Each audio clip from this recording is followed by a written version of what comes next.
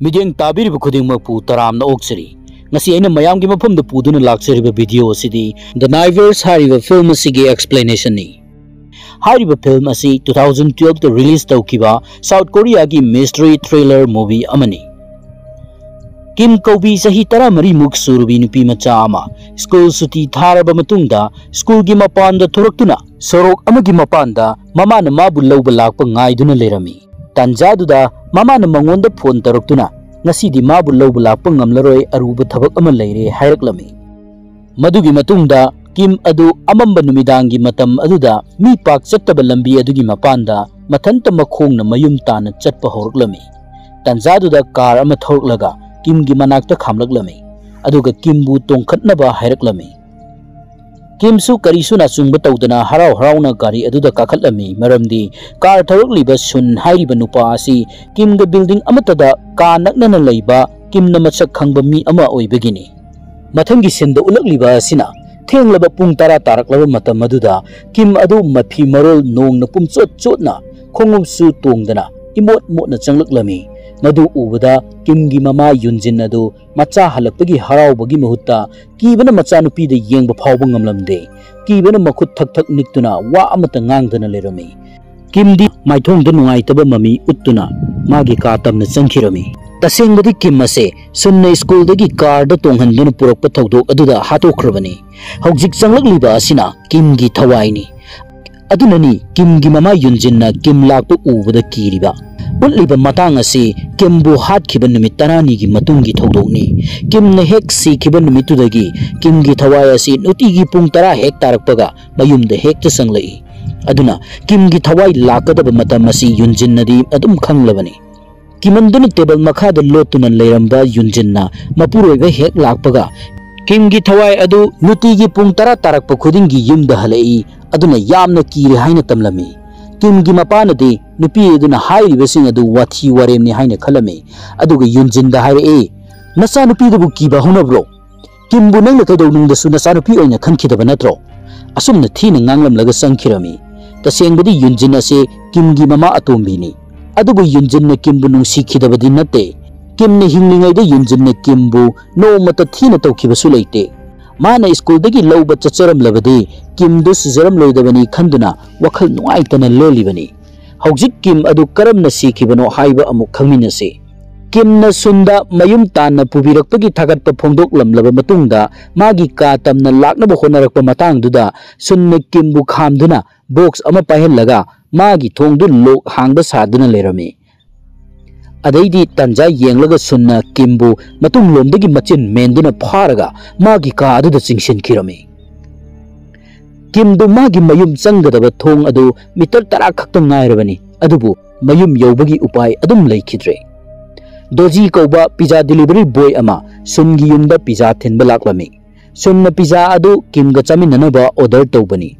sunna mi halamdai khudingi pizza amamam order tawi aduga mana hatkaduriba mi aduga pizza chaminai sunna numitarani leiba khudingi mi amamam hali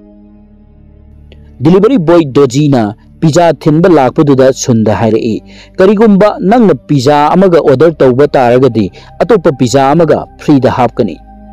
adubu sundi offer adu karisu interest leramde sunni Kimda pizza adu chanaba hairami Kimna kapna mabu thadok pinaba sunda haijarami thokiba thogdok khudima kanada su haidok loi haibagi thajaba su pirami adubu tamthiraba minungsi leitraba mi hatpat sunnadi naujaribi Kimna haijaba khudima amata tabikide pizza hek sab loibaga sunna Kimbu amamba ka amada soro singshin kirami aduga minungsi leitana upai leijadribi nupi macha adubu sarak tamduna matup kaktuna hatopi kirami Thogdok adugi numit kharani gi matungda Kimgi matup kaklaba hakchang adu suitcase amagi manungda haplaga lamhang amada huntok lamba police na thengnarami hairiba pawasi TV news da tharaklami madu bag yonba dukandar Mr. Lim na su urami paw aduda ulagliba angangba suitcase adu numit tarani gi mamangda magi dukandagi sunna leikibani haibasi ningsinglaklami numit tarani gi mamangda yonkiba suitcase adubu dukandar Limna ningsinglibagi maramdi sunna bag adu leikiba matamda mamal tabiyu khotpiyu kaimta hairamde ahaiba mamaldo adum piramlaga suitcase adu pukibani asumna mamal hunnadana limgi dukandagi suitcase laikhiba asi mihatpa sunna ahanbani aduna mihatpa sunna suitcase laikhibadu numit 10 faraba phawbada dukandar limna adum ningsingduna leiribani khudaktuda dukandar limna mahakki mobile phone adu lauthoraktuna mihatpa adugi matangda police ta paw pige haina honaraklami tanja aduda magi loinabi aduna hairi karigino nangna asigumba chayetnaba maraksida asuk yam yawning lisibo nangna police ta paw piruraga police na aikoi dukan sida wahang pawhong toba amuk laglaga aikoi dukan gi mingsa thibadro nangna pamlisibo magi nupigi wafam adu tarubudagi di dukandar limna police ta paw pibagi plan adu cancel tawkirami delivery boy dorji su article amadagi kim hairibi nupi macha adu halambagi paw adu thengnarami madudagi dorji nu masi masu khangaklami mihatpa aduna numit 10 kanaraga mi amamam hatli numit 10 kanaraga dorji na pizza order tawba nupa amasu lei haibasi dorji na ningsinglaklami numit 10 kanaraga mi hatpasiga numit 10 kanaraga pizza order tawbasiga anisigi marakta leinariba mari asi dorji na khanba horpada ngairingai atopa pizza order ama lakpadagi dorji adu chatkirami yunjinna di kimbu mabuk thokki masa natrabasu yamna nungsijakhibani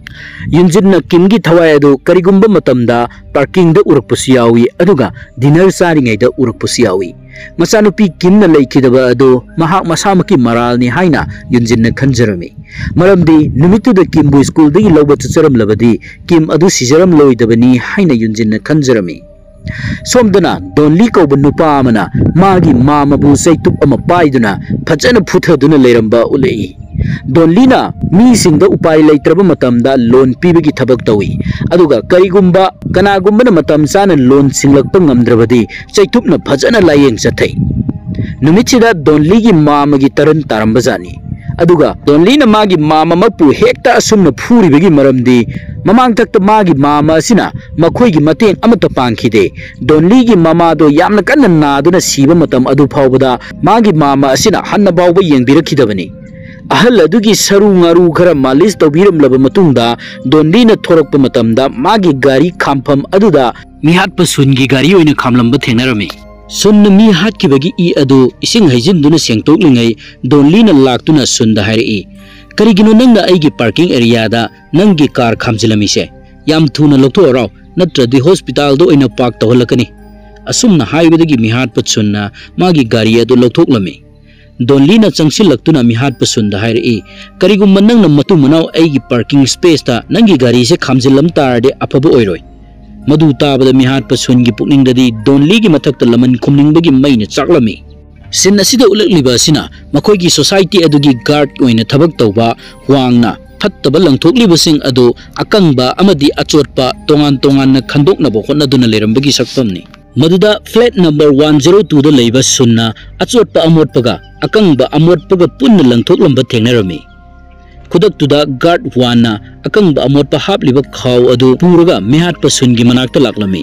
mihatpa sunnadi khaw adu hek ubaga adudi aigi khawnate hairaklami maduda guard wangna mihatpa sungi mamang maktada khaw adu hangtoklami maduda laikhidrabi kimgi school uniform yauramba ubada guard wang adu kokchawbi wangkarami kimbu hatkiba mihatpa adu sunni haibase hojikti wangna khangkre aduna karigumba wangbu hingna thamlabadi aronbu khudimak mi loina khangnarak patare khanbadagi mihatpa sunna guard wangbu arumba pot amana makokta thomduna amuk hatoklami yunjinna magi plate tamna lakpa matamda stair kapham thaksing adu I mayam taiduna leramba thengnarami madu ubada yunjindi yamna pakhalame adubu mihatpa sunna mafamduda mangjongna yungang bottle ama thugaiduna haidoklaga madu sengtokpa saduna mina sinnakhiduna ba tawduna lerami arakpa misingna uraga stair da tariba adu inate yuni haina khannaba mihatpa sunna khonaba adu mai paklami mafamduda night shift ta thabak tawba guard honjina wanga phone da paw phaunanaba hanjin na phone tawduna khonarami night shift guard honjina mafamduda duty gidamak lakpada mafamduda wan leiramdabuda wan adu ngasidi kharangan mayumda halamba tare haina khalami wangi mayumda phone tawbadasu kanamtana pairaktre maramdi wandi somda sunna hatoklaga ka amada thamli mathangi numita mihatpa sunna dukandar limgi manakta suitcase leinabagi damak amuk laklami numittuda di dukandar limna chingnaramba khudimak asengmani haiba khanglakle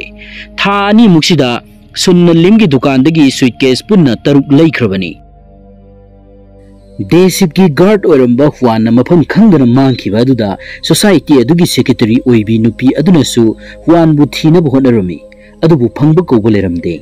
देशिप की थबक यंगसिनबिनब guard लैत्रबनिना night shift खक्तदा थबक तौरंबा होंजीबु देशिप तसु गार्ड तानब हाइरमी तसेंगबदी होंजी अदु देशिप त थबक तौबा यामना पामजदबनी अदुबु लैथौफम लैत्रबदा सेक्रेटरी नुपी अदुना हाइबदु इनब तारमी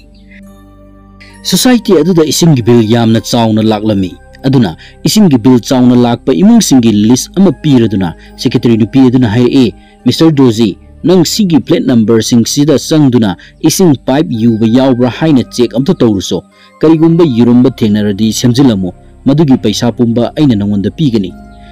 सेक्रेटरी नुपी अदुना पिरंबा लिस्ट अदुदगी मिहाट पसुनगी नंबर अदुदा कॉल तौसिनदुना होंजीना हंगलई नंगी युमदा पाइप इसिंग युबा यावब्रो नंगी इसिंगी बिल से यम लाकमनख्रेने मदुदा मिहाट पसुनना हाइरई पाइप युबगा अमता लैते मतुंगदा मोहन आइंगोंदा फोन तौरलगा अयत पिपिरकनो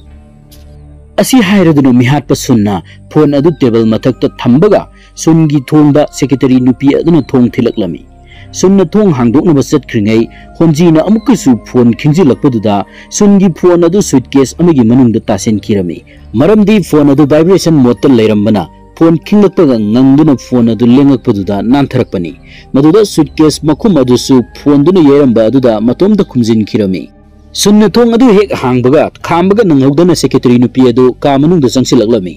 सुन्ना असि नुमित खरनीगी मतुंगदा मफम अदु थादोक्तुना चटकदौरबनिना सुन्ना का अदुदा करी करी अकाइबा तौरंबगे हाइबे यंगसिनबगीदमक सेक्रेटरी अदु लाकपनी असुमना नुपी असिना मागी युमदा लाकपसि सुन्ना याम पामदबा हाइबदु ओइरे अदुना नुपी असिबु सुन्ना हातोके खंदुना अरुंब पोसक अमना मकोकतो थोबदबु होनरकपदा नुपी अदुना फोनदा कनागुंबा अमगा वरी सनरदुना आई हौजी सुनगी युमदा लैरिये हाइरकलमी मदु तारुबदगिदी सुन्ना नुपी अदु हातखिद्रे मरमदी करिगुंबा सुन्ना नुपी अदु हातोकलुरबदी नुपी अदुबु हालिबा मिसक अदु सुन्नी हाइबा मिपुम खुदिंगना खंगनख्रगनी मरमदी सेक्रेटरी नुपी अदु मिकुप अदुदा सुनगी कादा लैरि हाइबसी फोनदा वरी सारिबा मिसक अदुना खंगख्रे नोमा सेक्रेटरी अदुगी मचानुपी योनसोना सुनगी फ्लैट की ममांगदा अनोक अमा तारंबा थेंगनरमी अनोक अदु सुन्ना हातोख्रबा देशिप्ता गार्ड ओइना थबक तौरंबा वानगी अनोक ओइरमी योनसोना अनोक अदु नाइट शिफ्ट की थबक तौरिबा होंजीगी मनाक तमना पुदुना लाक्लमी अदुबु लंबीदा मचानुपी सीखिबगी वखल नुंगाइतना लैरिबी युनजिनगा थेंगनरमी योनसो असि युनजिनगी लैखिद्रबी मचानुपी किमगा मसक मानरमी योनसोबु उरगा युनजिन अदु कीरदुना कुंथरगा लैखिरमी मरमदी महाकी लैखिद्रबी मचानुपी किमगी थवाई लाक्लबोय खलमी ओरिबु मतौ अदुदा योनसोसु ngakladuna युनजिनगी मनाक्ता चंगसिलकलमी योनसोगी स्कूल यूनिफॉर्म की फुरिट अदुदा थारिबा ममिंग अदु उरुगा योनसो असि महाकी मचानुपी नत्ते हाइबा युनजिनना खंगलकलमी युनजिनना योनसोदा महाकना उटखिबा थवोंगसिंग अदुगिदमक ngakpinaba हाइजरदुना योनसोबु मागी प्लेट पुसिनदुना अचाथक खरा तौमिनरमी ngaiha kimgi maramda wari sanaraba matungda yonsodo mafamdudagi chatkhirami yonsona chatkhiba adu mihat pasunna yengduna lerami kimgi mama yunjinsu kimga sakmanabi yonsona chatkhibudu yengduna lehorami maduda mihat pasunna yonsoda yengliba mawong adu yunjinna urga chingnaba phawrami sunnadi yonsobu mahaki mathangi sarak tamnaba misak adu oina khankhre yunjinna sunbu yengduna leiri haibasidi sunnadi khanglamde योनसोना थोरकलगा महाकना खुलकपा अनोक अदु guard होंजीदा पिरमी अनोक अदु बी ब्लॉक मपादगी खुलकपनी हाइरमलगा योनसो हाइरिबी नुपी मचा अदुदी स्कूलदा अदुमक चटखिरमी मिस्टर होंजीना अनोक अदु पुरदुना मिहात पसुनगी फ्लैट लाक्लमी इसिंग पाइप लीक ओइबा चेक तौबगी नमादा सुनगी फ्लैट असिगी मनुंगदा करी करम फिवमदा लैरिबनो हाइबदु खंगदोकनबा होंजी असि मफम असिदा यौसिलकलिबनी अदुबु सुन्ना होंजीबु मनुंगदा चंगबदा अथिंग पिरमी मदुदा होंजीना हाइरई फरे नंगना याद्रदी अइबुदी चलगेने अदुबु होरेंदी नंगी प्लेट चेक तौनबा म्युनिसिपालिटी की कांगबु सोइदना लाक्लगनी अदुगा करिगुंबा नंगना थबक असे अइंगोंदा तौहल्लबदी मिनिट 10 कैसु फागदबा नते म्युनिसिपालिटी की कांगबु लाकनी हाइबगी अकीबल लैबना सुन्ना होंजीबु मनुंगदा चंगहलमी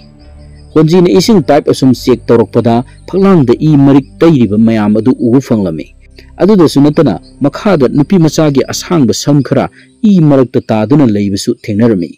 नाकन अमदा सूटकेस अमा लैबदसु उरमी अदुगा ब्लीचिंग पाउडर मयाम अमा लैबसु उरमी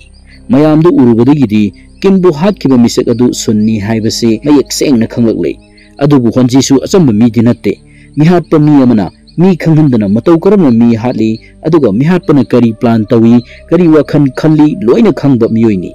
सुन्ना मी हातखिबगी प्रमाण मयाम असि महाकना हौजिक थेंगनरबनिना सुन्ना माबुसु लेमना थाररोय हौजिक सुन्ना माबुसु हानब सोइदना होनरलगनि हाइबसि खंगलमी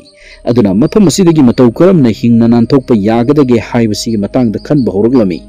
सोमदना सुन्ना होंजीबु हानबगिदमक होनरकप तंजा अदुदा होंजीना करीसु खंगदब सारदुना फुक हगुलगा हाइरई नंगी पाइपसिंगसे असोइबा अमत याउदे मथक्की फ्लेटता लीक ओइबो सोइदना ओइरमलगनि असी हाइरमलगा मिस्टर होंजी अदु मफम अदुदगी थोरकलमी होंजी ने हेक सटखिबगा सूटकेस मनुंगदा तासिनखिबा सुनगी फोन अदु अमु वाइब्रेशन नंगलकलमी सुन्ना महाकी फोन निंगसिंगलगलदुना सूटकेस अदुगी मनुंगदगी फोन अदु लौथोकनब होनरमी अदुबु सूटकेस अदुदी मतोमता लॉक तौसिनखिबना फोन अदु लौथोकप ngamlamde मरमदी सूटकेस अदु हांगतोकनबा पासवर्ड सुन्ना खंगलमदे सूटकेस अदुगी पासवर्ड खंगदोकनबगिदमक सुन्ना दुकानदार लिमगी मनाक्ता लाक्लमी अदुबु लिमना सुनगी मतेंग करिमता पांगबा ngamlamde मिहात्प सुन्ना लिमगी फोन अदु वाइरगा नंबर अमदा डायल तौरमी सुन्ना लिमगी फोन अदु पिरमलगा चलमदाय अदुदा फगी वई करी वई सुन्ना लिमदा हाइरई मिस्टर लिम नंगबु पिज्जा चानिंग्रो सुनगी वहंगी वहनथोक लिमना खंग्रबसु अयंगबा अखोइनदि भाब तारे हाइबदि सुन्ना हाटकदब मी खुदिमक माग पिज्जा चामिनै लिमबुसु सुन्ना हालगे हाइना मबुकनिंगदा खनख्रे दुकानदार लिमना नुमिदांग पुंग 10 तारकप कान अदुवाइदा महाकी दुकान अदु लोनसेमलमलगा मयुम माइकई पांगलकप कान अदुदा हानदगी ngaiduna leramba sunna limbu makokta thomduna wanthalaga magi plate puduna satkhirami mahoksagum numitusu sunna pizza ama order tawrami pizza deliver tawba lakpa doji hairiba pizza delivery boy aduna pizza piramlaba matung halamdaida sunna pirakpa paisa adu yenglubada I taiduna leramba thengnarami मदु उरुबुद चिंगनब हेनमलकपदगी दोजीना थौनाव अमदगी सुनगी का मनुंगद करी तौरबगे हाइबदु येंगनब होनरमी सुन्नसु मंगोंद कनागुंबा अमन येंगनब होनरकपगुम फावरमी अदुबु सुन्न दोजीगी मसक उद्रिंगेगी ममांगदा guard होंजीना सुनगी ममाइद लाइट कापसिंगदुना मपुकनिंग थैदोक हलमी गार्ड होंजीना डिलीवरी बॉय दोजीबु नाकंद कौसिलगा हंगई नंगना कादुदा लैरिबा मीदु येंगनब होनरिबा करिगिनो मधुदा दोजीना हाइरई अइदी इसम समना पिज्जा डिलीवर तौबा लाक्सबनी अदुबु मानु पिरकलिबा पैसा असिदी इ तैरमलिसि येंगोतु अदुगा यामना खंजिनिंगाय ओइरिबा वाफम अमना मसिगी नुपासिना नुमित 10 खुदिंगी अदुम पिज्जा ऑर्डर तौरिबनी अदुगा माना पिज्जा बु हेक ऑर्डर तौराबा मी अमदे अदुम नोंगालगा सिरे अदुना मिहाटपसे अतै कनासु सुगोय ओइररोय सुन्ना हारिबा मिसक असि सोइदना ओइगनी मसिगी मतांगसिदी पुलिसता पाव पीबना फगनी खल्ले ताबदा गार्ड होंजी अदु मसादा पाखतपा अमा फावरकपगुम ओइ होंजीना दोजीगी वादु नमहलदुना हाइरई इंसांग सेमदा सुनगी मकुतु सोखिबदगी इ थोरक्तुना पैसा अदुदा तैखिबो ओइरमबसि याय प्रमाण अमतसु याउदना मी अमबु हेक्ता मिहाटपनि नंगना कमाइन हाइगदोरिबनो नंगना पुलिसता पाव पीरुरगा सुनसि मिहाटपनि हाइबगी प्रमाण मतिकसाना पीबसु ngamdrabadi amuk sunna oina onkhalaklaga nangonda case tawkhalakladि kamdौनि aina haibasi लो नयुमदा चलगा ज्ञान ताना चा थकप तौरगा तुमुरोसो मतम सिसु याम थेंगलबनी नुमिदांगी पुंग 13 तादोरबनीने मिहाटपा असि सुन्नि हाइबा होंजीनसु खंगलबनी अदुबु पुलिस की ओइबा थबकसिंगदा महाक चेननिंगदबदगी असुमना हाइरिबनी माना सुनबु कनखटनिंगबा मिचंगचंगनिंग लुबगी वासु नते ममांग थकता होंजीना मागा थबक तौमिनबा नुपा अमा साउनरकपदगी वखल फाथबा ngamहौदुना हातोकिबा लै हौजिक फावबा होंजी असि थौदोक अदुगिदमक निंगमदना खांगली मिसक अदु महाकना हाटखिबनी हाइबसी हौजिक फावबा कनामतना खंद्री साउथ कोरिया दा स्टैच्यू ऑफ लिमिटेशन कोबो पॉलिसी अमा लै पॉलिसी असिगी मतुंग इना असीबा अमगी मिहाटपा अदु चही 15 फावबगी मनुंगदा पुथोकपा ngamdrabadi केस अदु मतम सुप्पगी ओइना थिंजिनख्रगनी मधुगी मतुंगददी केस अदुगी मतंगदा वायल अमत्ता अमुक हन सथररोय होंजीना नुपा अदुबो हाटखिबा चही 15 फारकदौबा था 5 खक्ता ngairabani अदुना था 5 सि यौद्रि फाउदी पुलिसना थिजिन हुमजिनबगिदमक्ता मखोइगी सोसाइटी एसिदा लाकपा हाइबसी माबु मिना पाक उखिदनबा हाइदुना असुक कुइबसी नाइट शिफ्ट की थबक ओइना तौदुना लाकपनी अहिंगदा मिहाटपा सुन्ना मसामउ फख्रब दोनलीबु फोन तौदुना पार्किंग एरिया दा कौरकलमी अदुगा फुनसी हाइना चैलेंज तौरमी अदुबु दोनलीना अमुक थाबदा मिहाटपा सुन्ना दोनलीगी मखोंग पाइदुना ngakpinaba हाइजरकलमी दोनलीनसु सुनबु मखाताना फुबिखिद्रे अदुबु सुनगी माइथोंगदा तमथीबा मिनोक अमा उटलिबसिना महाकी करिगुंबा पांदम अमा फंगलबगुमना उटली sei khara sarba matungda sun adu magi kada halaklame aduga donlina mangonda phubada sinakhiba chai ama puduna laglaga birchan macha amada makhok oina pansilame aduga Mr. Huanggi asiba hakchang yauriba suitcase adugi manungda hapsin khirame Haujikti birchan makhok aduda donli gi fingerprint haibadi khutsa mami takrabani noma parking da donli na singnarakhiba adugi laman khumge khanduna khudimak asi mihat pa sunna thorang sillibani adudagi sunna asiba hakchang yauba suitcase adu hanagi matawgum nongalaga police na thengnaba yaba mafam amada hundokre Yonson school chatnaba hobe hobe loisilakpada magi phone di adum kauramle phone puduna adum school chatkre sunna Yonsobu halaga madugi matungda matam suppagi oina mafam asi thadoktuna chatkrage haina khanbani aduna makhoi society gi meeting adu numitudo oina sinnaba sunna Yonsogi mama secretary aduda phone tawsilame meeting sellingaida secretary aduna machanupi Yonsobu school digi lawba chatpa ngamdanaba thorang asi sunna sillibani sunna ayuktagi hauna Yonso asi kupsen senaduna leirabani sunna to pikraba kimgi mama Yunjin amasung guard honjidi sungi mataw asi khanglami sunna Yonso hairibi nupi masa asi soidana hatkragani aduga mafamduda police soidana laklagani haina honjina khanbadagi mahak mafam adu thadoktuna chatnaba mapot machai yomsinduna thorang tawba horaklami school chatnabagi damak thoraklibe Yonso da guard honjina hairi nang asidi school digi ngatan halaktaba yade ko Maduda Yonso na maithong da nungsiraba momon minu amaga loinana hairi karimata wabiruno honji uncle horen imana aibu lawba school da soidana lakaniye madu tabada honji gi pukning khara yangjarami adudagi mahak mafam adu thadoktuna chatkirami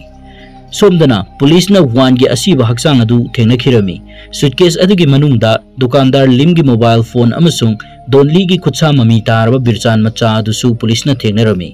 dukandar limgi phone adugi dial lock ta donli da phone tawrambagi record chu yaurami kudimak asi Mr. Wan sibagi case asida donli bu chenahanba yanabagi damak sunna sinkhiba ngaktani sunna silliba thawrangi matungina thabak kudimak makha chatharaklami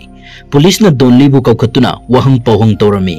donli na masa ngak thoksaba yanabani khanduna wakhaldi ikan khandhaudana police tu da haijili kaide aidi ngarang hindi aigi mamaga adum leminaina adudagi police na donli gi mama adubusu kokhalami donli na phukibagi laman kumlakadra haina khallubani adubu mama aduna donli na hairiba adu chumi hairaklami donli gi khutsa mami taraba birchan makhok adu sungini haiba donli na ningsinglaklami aduga thorang kudimak asi sunna senbani haiba bhab taraklami tanza aduda sahar adugi power pumba mutkhirami Saukhatkraba South Korea dasu mai mutli mayam ekoi Manipur khakta da oiramdre he nom surom dai mai mutat pise Police station adusu pumamamlame amambagi khudong chaba lawduna donli na guard amagi phijol chachinduna mafam adudagi nanthoroklami somdana donli police na phakre tabada honji adu hena pakhatpa phauroklami adudagi honji na sunda phone tawsilami sungi phone di suitcase manungda oina ngangduna lerami somdana sundi Yonso school suti tharakpa ngaiduna lerami aduga Yonso gi mama secretary adudi meeting sinnaba honabada thabak chinduna lerami maduna maram oiraga machanupi Yonso bu school dagi lawba chatpa ngamlamde tanjaduda khanghaudana nongsu su tharaklami nong tarakpaduda Yunjinna machanupi kimbu ningsinglaklami kim hatkiba numit adusu mataw asigumna nong takibani aduga sunna Yonso bu senaba mawong kaya adu mamangda ukibana maram oiraga machanupi gumlaba Yonso gi dama khanbada thawai waraklami aduna Yonso bu school digi lawru nubigi damak Yunjin adu satin nama tupladuna chatkirami somdana mihat pa sungi kada dukandar lim adu chair amada punduna leramba ulai yam kan honaduna uchinna chinna suitcase adu hangdoklaga manungda yauramba sungi phone adu lawthoklami aduga sun leitabagi khudong chaba lawduna pizza delivery boy doji da mateng pangbiu haibagi voice message amakhak thakirami message ek thakibaga sungi phone adu battery empty ta duna mutkirami somdana voice adu doji ne hek phangbaga number adu magi customer singi marakta check tawrakpa matamda number adu sungini haiba khangbngamlami khudakta doji na police ta paw piraga limbu kannabagi namak doji do gari thauduna sungi plate tamna laklami somda guard honjisu selaktuna Yonso gi mama secretary aduda Yonso halaklabra haina hanglami halaktre haiba paukum panglabada honjina secretary aduda machanupi Yonso da phone tawnabagi damak hairami maduda su Yonso gi phone adu numitudi mayumda kauramle school da pukhitre haibasi khanglakpada honji adu wakhal mamkre करी तौगदबनो हाइबा वखल थोखिद्रे secretary Dusu वखल वामलदुना school the phone तौरगा योनसोगी पाउ लौनबो होनरमी सोमदना मतम चाना युनजिनना योनसोबु थेंगनरदुना हनमिनरगलमी सुनसु योनसोबु फानबा ngaiduna gari manungda lerambani adu phawbada sunna makhoigi matung asum innaraklavada loksing singbi yunjinna sinkraba lambi mayaida gari mayam marak aduda leptuna leikirami thawdodudadi upai leitraduna sun adu yonsobu phanbagi thorang adu maithiraduna magi fleta halaklaga punduna thamlamba dukandar limbu oina mathau loisinnaba halakpada maphamduda Mr. Limdi leiba uramde marumda lumduna leiramba limna sunda attack toksilakhlami adubu thorang adu mai paklamde sunna oina thang adu mullaga Mr. Limgi mabukta thinjilaklami lim adu sigado firom da lerami tanjaduda thong thilaklami thongjinda doji adu pizza deliver tawnabi damak laklami adubu numituda sunna pizza order tawkibadi leite wafam se sunna phongdok lubada doji na yam haisingna pakhum pire sir nahak se aikoi gi ngasi gi oina lucky customer oire aduna ngasi company gi maikai dagi free da pizza si pinabagi damak laklibani sunna pizza adu lawsinnaba thong hangdorakpa matamda matung lomdagi Mr. Lim amasung doji ani sangduna sunda attack toksilaklami somda maphamduda donli amasung honji su yoksilaklami tanjaduda maisu ngalaklami maphamduda Mr. Lim soktuna leramba adu makhoina urami fibam adu ubadagidi serial killer adu sunni haibasi makhoina mayak sengna khanglami adudagidi donlina sunbu phuthaba horaklami dojina phone tawtuna ambulance kaukhirami tanjaduda achauba phathaba ngamdraba honjina arumba pot ama paikhatuna sungi makoktu thomada serial killer sunnadu pura sun chakhirami magi thawai adu phatkidaba haksang adu thadoklamduna hainam leinam oina tinkhre ngayang leraga ambulance laktuna Mr. Limbu hospital da pukhirami sunbu hatpagi maral pumba donli masana lawjerami Mr. Honjina mabukningda dolibu thagatpa phongdoklamlaga matam chupagi oina mafam adu thadoklamduna chakhirami ngayhak leiraga yunjinna yonsobu purga laklami madu ubada yonsogi mama adu haraubagi pangkhai leramde sunna hatkadaba khajikta ngairamlaba machanupi yonsobu kolaga kapjarami matam chana hospital da yohoguna dukandar limsu thawai phawbudi manghaudre